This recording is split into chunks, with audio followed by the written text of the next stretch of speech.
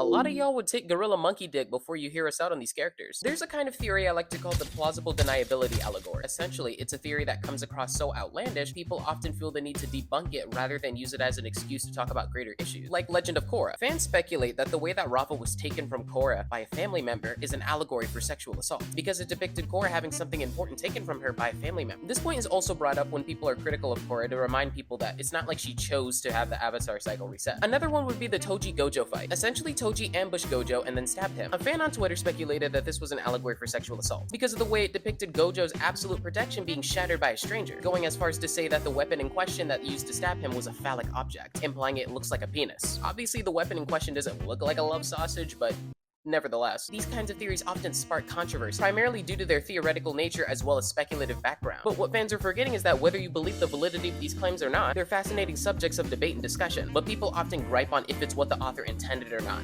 saying it's not that deep, or it's not canon. Most fandom spaces foster a community in which they have one-way thinking, and they often shun people who don't believe the same things as them. The reaction people had to one person coming up with an idea about sexual assault allegories in JJK got slammed on Twitter. And just because the author didn't intend it that way doesn't take away from another person's perspective of it. Us as humans look for meaning in everything, and at the end of the day, there's nothing wrong with coming up with an original idea. But if your first thought is to slam the mind that came up with an original idea by saying it's not that deep, you're taking away from what it means to dissect media.